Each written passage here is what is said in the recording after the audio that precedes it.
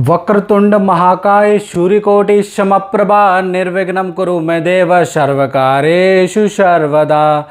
जय माता दी मित्रों एस्ट्रो आज यूट्यूब चैनल में आप लोगों का हार्दिक स्वागत और अभिनंदन। आज हम चर्चा करने वाले हैं 21 जून 2020 में कंकणाकृति सूर्य ग्रहण आ रहा है, उसके प्रभाव के बारे में बात करेंगे, उसके सूतक काल के बारे में बात करेंगे, साथ ही साथ हम बात करेंगे कि क्या करें और क्या ना करें, और राशि के 12 राशियों पे उसका क्या इफ़ेक्ट है उसके बारे में बात करेंगे, और आपको अगर इफ़ेक्ट बुरा है तो उसका उपाय भी बताएंगे, उसका तोड़ भी बताएंगे। सारा सूर्य ग्रहण से रिलेटेड आज इस प्रोग्राम में चर्चा होगी। मित्रों एक निवेदन है मेरा, यदि आपने मेरे YouTube चैनल एस्ट्रो आज को सब्सक्राइब नहीं किया है तो मित्रों इसको सब्सक्राइब जरूर कर लें और बेल आइकन को भी या नोटिफिकेशन आइकन को भी ऑल में ऑन कर दें।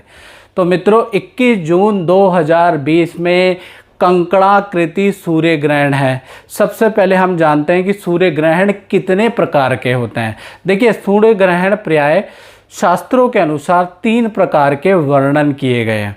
पहला पूर्ण सूर्य ग्रहण, जो कि अभी जो ये 21 जून को आ रहा है ये पूरा का पूरा पूर्ण सूर्य ग्रहण है। दूसरा आपका होता है जो सूर्य ग्रहण होता है वो होता है आंशिक सूर्य ग्रहण, ठीक है जी। तीसरा होता है उपछाया सूर्य ग्रहण। 3 प्रकार के ग्रहणों के बारे में चर्चा की गई है। ये जो है पूर्ण सूर्य ग्रहण है जिसको कंकणाकृति सूर्य ग्रहण पुराणों के अंदर इसको उल्लेख किया गया। अब ये कंकणाकृति क्या है, इसको कहते हैं, देखिए सूर्य ग्रहण कैसे लगता है पहले इसको जानिए। देखिए जब भी सूर्य और पृथ्वी के बीच में जब भी चंद्रमा आ जाता है तो उसकी परछाई जो है वो कहीं ना कहीं पृथ्वी पे पड़ती है और पृथ्वी से सूर्य पूरा दिखाई नहीं पड़ता है और पृथ्वी से देखने में सूर्य जो है कहीं ना कहीं एक कंकण के भांति दिखता है, यानी कि उसके बीच में चंद्रदेव आ जाते हैं जिस वजह से वो पूरा का पूरा आपको कंकण की भांति दिखेगा उस दिन, यानी 21 जून को आपको ऐसा दिखने वाला है दृश्य। अब बात कर लेते हैं कि आषाढ़ी अमावस्या मृगशिरा नक्षत्र और सूर्य मिथुन राशि के अंदर ये जो है सूर्य ग्रहण लगने वाला है। रविवार को ये सूर्य ग्रहण लगेगा और 21 जून को ये भारत के अंदर भारतीय स्टैंडर्ड समय के अनुसार सुबह 9:16 से लेकर दिन में 3:04 PM तक ये रहेगा। और ये जो 21 जून को जो सूर्य ग्रहण लग रहा है वो जो है कंकणाकृति किस किस राज्य में दिखेगा, यानी कि सभी राज्यों के अंदर वो कंकणाकृति में नहीं दिखेगा। मुख्यतः भारत के अंदर राजस्थान, सिरसा, हरियाणा, देहरादून, पौड़ी गढ़वाल, यहाँ पर इस दिन अगर सूर्य देव को देखेंगे तो वो आपको एक कंकण की आकृति में दिखाई देगा, अन्यथा दिल्ली से वो कंकण की आकृति में नहीं दिखाई देगा।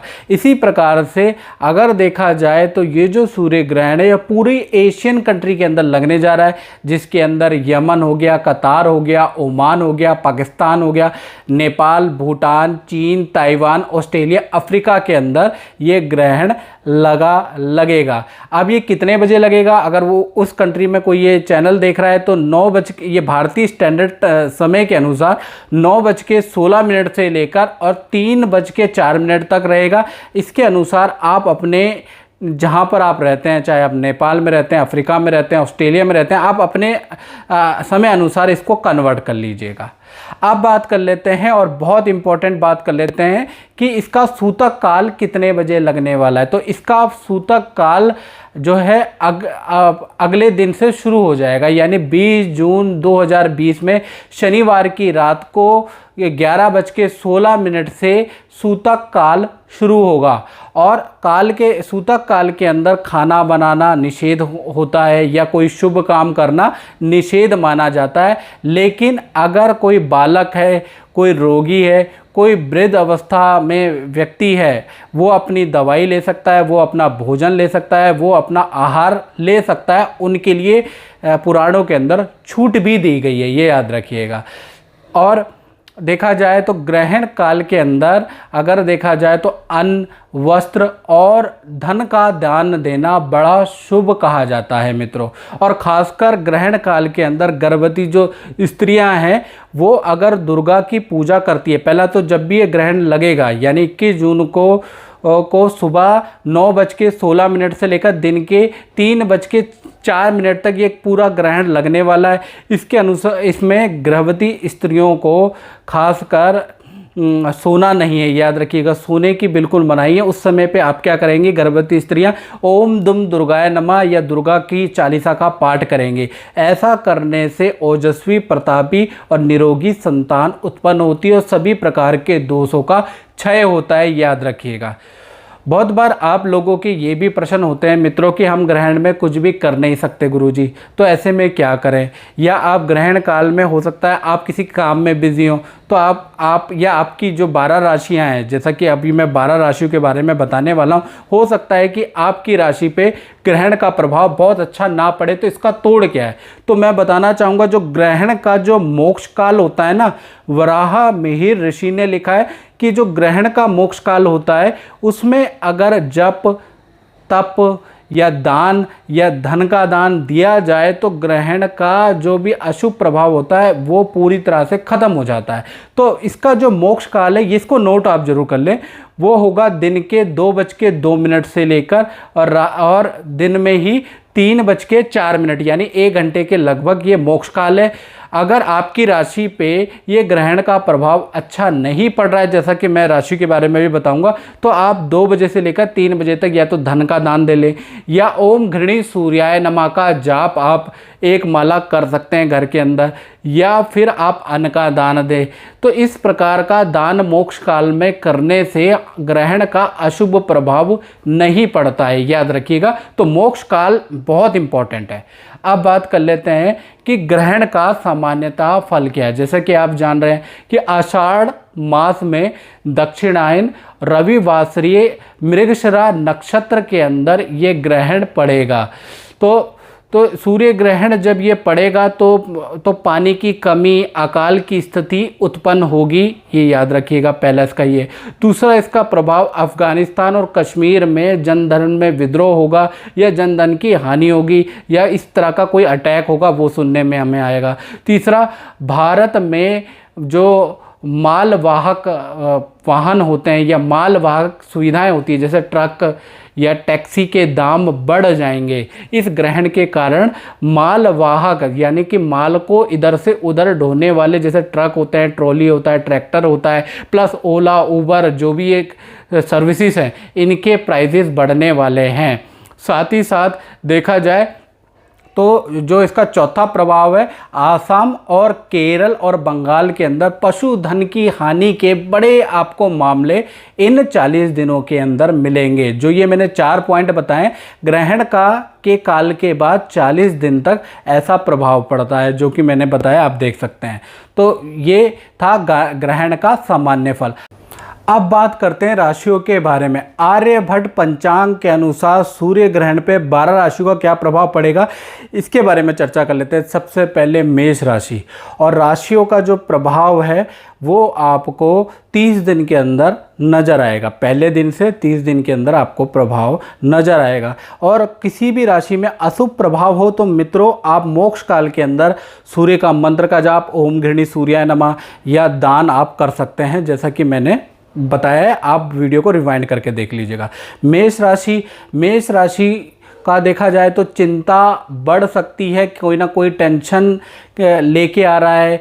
और ये जो 30 दिन है, इसमें मेष राशि वालों को मानसिक तनाव बहुत ज़्यादा रहेगा, कार्यों में बाधाएं रहेगी, लड़ाई किसी से हो सकती है, इसलिए जिह्वा को मेष राशि वाले सावधानी रखें जिह्वा पे।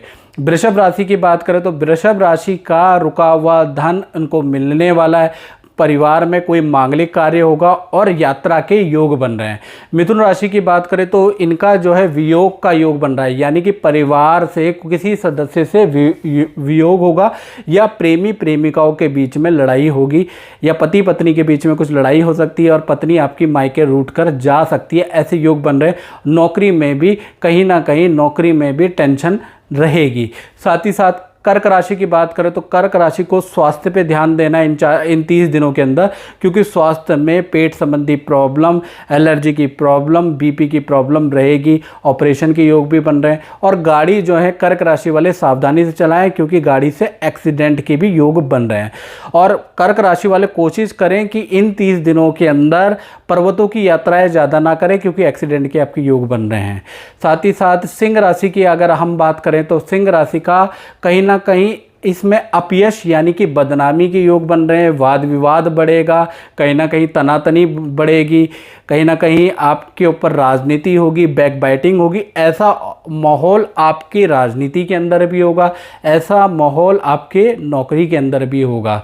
इसी प्रकार से कन्या राशि की बात करें तो कन्या राशि का रुका हुआ काम सिद्ध होगा, जिसके लिए आप काफ़ी समय से प्रयास कर रहे थे, वो काम आपका सिद्ध होने वाला है। आपको आपके किए गए कार्यों के लिए सम्मान भी प्राप्त होगा। तो कन्या राशि के लिए ये ग्रहण लाभ कर रहा है। तुला राशि की बात करें तो तुला राशि वालों को धन लाभ के अच्छे योग बन रहे हैं। रुका हुआ काम इनका बनता हुआ नजर आ रहा है।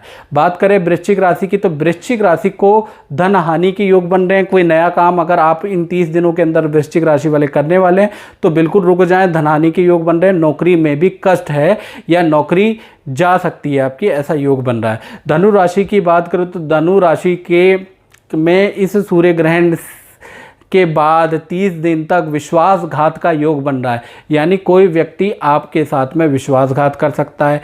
दूसरा, आप कोई भी काम आप कर रहे हैं लेकिन आपका इन 30 दिनों के अंदर किस्मत काम नहीं करने वाली, कहीं ना कहीं आपका डाउनफॉल चलेगा धनु राशि वालों का। इसी तरह से मकर राशि की बात करें तो मकर राशि का धनहानि का योग बन रहा है। वाद विवाद किसी से हो सकता है और नया काम करने पे या नया वाहन लेने से बड़ा नुकसान होगा, तो इसलिए अभी 30 दिन रुक जाएं। इसी प्रकार से कुंभ राशि की बात करें तो कुंभ राशि को धन की प्राप्ति के योग नज़र आ रहे हैं, यात्रा के योग नज़र आ रहा है ये ग्रहण, और खुशखबरी लेके आ रहा है ये ग्रहण। तो कुंभ राशि के लिए लाभकारी है। मीन राशि की बात करें तो मीन राशि वालों को थोड़ा सावधानी से रहना है। पुलिस केस के चक्कर, अस्पताल के चक्कर, वाद विवाद में फंसे रहेंगे, यानी इस ग्रहण से 30 दिन तक मीन राशि वाले बड़े परेशान रहने वाले हैं। मित्रों, जैसा कि मैंने पहले ही बताया था कि जिनका ग्रहण में अशुभ फल आता है वो क्या करें, वो 2 बजे से लेकर और 3 बजे जब ग्रहण का मोक्ष काल होगा उसमें ओम घृणी सूर्याय नमः ये मंत्र का जाप कर लें, पहला चीज़। दूसरा, एक माला करनी है, एक माला का मतलब 108 बार। दूसरा, आप गेहूं या आटा 1.25 किलो दान दें या दान के लिए निकाल लें, क्योंकि अभी क्या है कि बाहर नहीं निकल रहे हैं, महामारी फैली है, तो आप क्या करें कि दान के लिए निकाल के उसको रख दें। तो इससे क्या होगा कि दान के लिए आप निकाल के रखेंगे तो आप पे जो ग्रहण का दोष है वो ख़त्म हो जाएगा, लेकिन बाद में उसको दान जरूर देना है, याद रखिएगा। साथ ही साथ अब मैं इम्पोर्टेंट बात भी बताना चाहता हूँ, जैसा कि कोरोना वायरस इस वक्त चल रहा है और महामारी का रूप है ले रखा है और वर्ल्ड में लोग परेशान चल रहे हैं। मित्रों, अगर आप नज़र डालेंगे तो 26 दिसंबर 2019 में सूर्य ग्रहण पड़ा था, वो भी वलयाकार सूर्य ग्रहण पड़ा था, और जब से ये जो बीमारी है ये बहुत ज़्यादा फैल गई थी।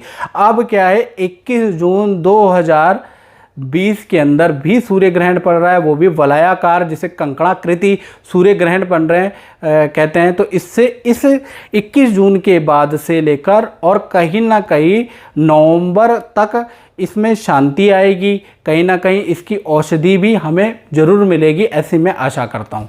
तो मित्रों, आज के कार्यक्रम में बस इतना ही। मुझे दीजिए इजाज़त। जय माता दी मित्रों।